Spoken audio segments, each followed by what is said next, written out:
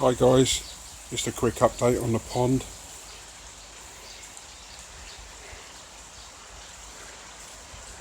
I've got some foam on there today. I think it's because I've been really feeding them quite heavily because they've been coming up asking for it, so it's created a little bit more foam than I normally get. I've adjusted the auto feeder to come on. It's now on 14 times a day. I think it's on for a total of 3 minutes, I think. She's on for 2 minutes 55 seconds. That's divided by 14. That's how many feeds they get a day. Plus what I throw in there as well. Been throwing mealworms in. They love their mealworms.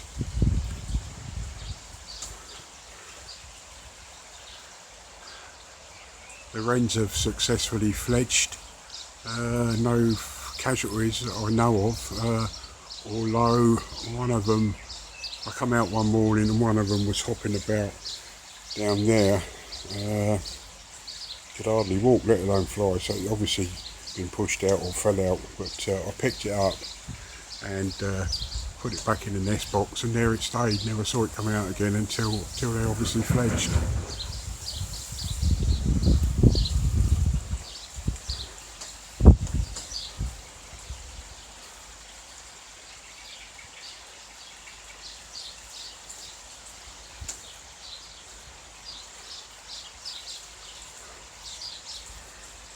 Arum lily just coming out in flower. Mind your own business, and the shower's still doing good.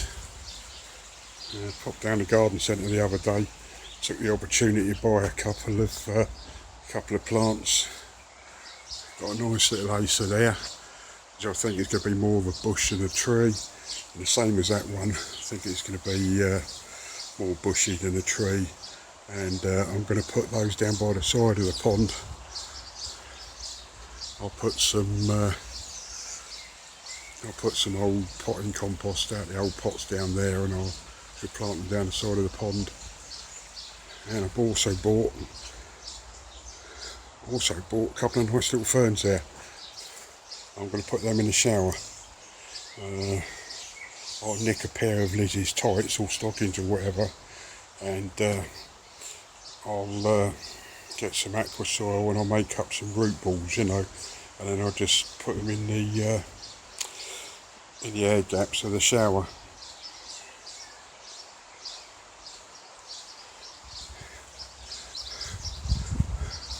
Bonsai are looking well. That's a black pine, that is. The Japanese larch. A Chinese elm, another Japanese larch, and that big tall one, that's Japanese maple.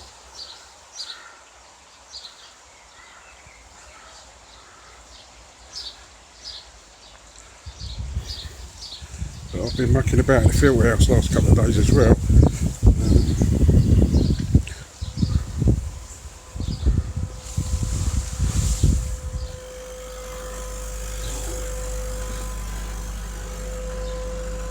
Just made up this little tiny protein skimmer, courtesy of Koi Chronicles on his channel. He made one up and stuck it in his Easy Pod, so I thought I'd give it a go. I mean, I had all the bits to hand. The only thing I had to buy off of eBay was that little silicone funnel there, you know.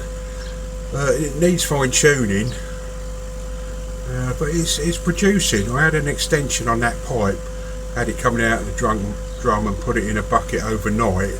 And it's real mucky water, you know, so it works to a certain extent. It's not very, I wouldn't say it's very powerful, you know, but having said that, you know, I mean, I can leave that on there and use it as a trickle in, you know, or trickle out rather. So rather than wasting water, you know, I use that as we trickle out into that waste chute, and at the same time it's obviously getting rid of excess proteins and scum. So, you know, if you're interested in that, pop along with Koi Chronicles channel, and you'll see how he made it on there. Dead simple, but like I say, it needs fine tuning.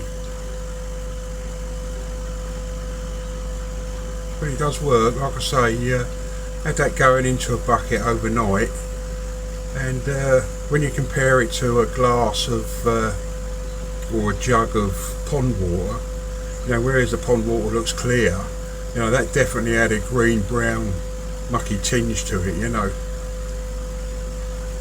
Oh, there you go, just about to kick some out there. So yeah, I'll keep that on there. I think only runs off a 2-inch air stone, and I've just taken the feed off me air pump there, which is the that feeds the bio side of the drum.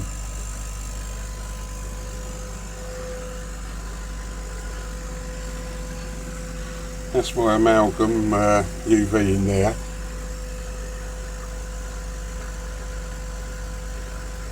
Another thing I was toying with, I've been dropping hints to Liz, my wife, how the fish haven't been very happy last few weeks or months even.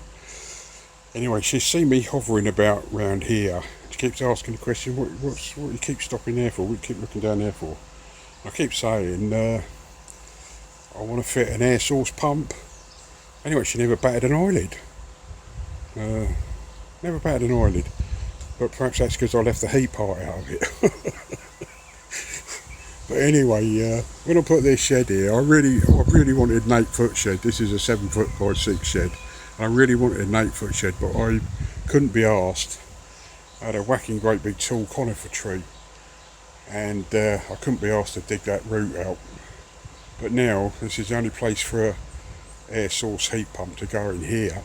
So it looks like I'm going to have to get my pickaxe and chainsaw out, and I'm going to have to dig that out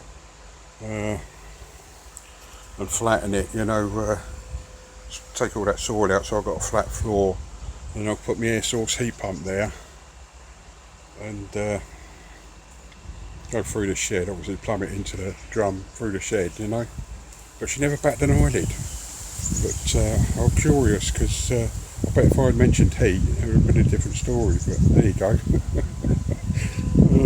Mind you, having said that, that all depends on finances really, because Liz, my wife, she called me in the kitchen yesterday afternoon. She said, come and have a look at this. She said, is this something wrong with this ceiling?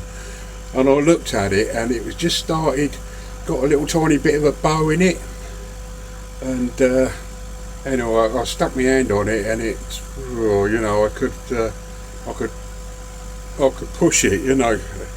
Anyway, I've got a kitchen extension, and it's got a flat roof on it, a felt roof, so I think the felt was blown, you know.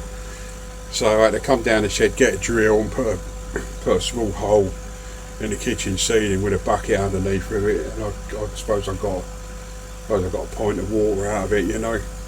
So at some stage I'm going to have to get on that roof and try and bodge that up, you know. Trouble is, it also connects to a single garage, which has also got a flat roof. They're connected, you know, next to each other, so I can't just do the kitchen, I'm going to have to do the garage as well. So I don't know if I'm going to have to go for a full refelt, or whether I can get up there and bodge it somehow. I'm hoping I can bodge it, because I'm more or less made up my mind now. I want this air source heat pump, but we'll have to see now. Something always comes along, doesn't it? There's always something. Watching Steve's video the other day, he's on about part bins, you know, pond stuff.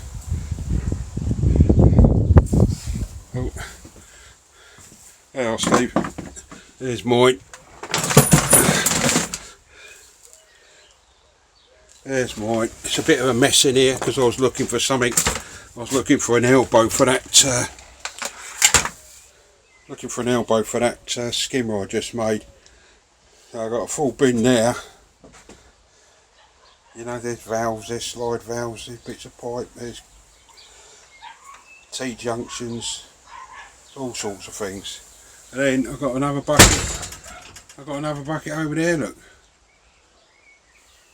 We'll have to have a competition who's got the biggest bin of bits for ponds.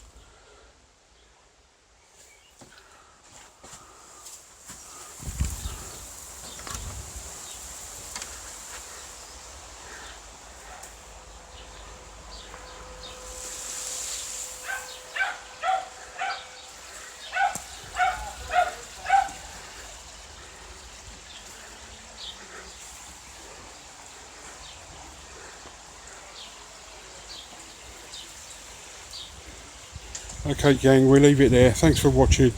If you found this interesting, please like and subscribe. Thanks very much. See you next time. Bye.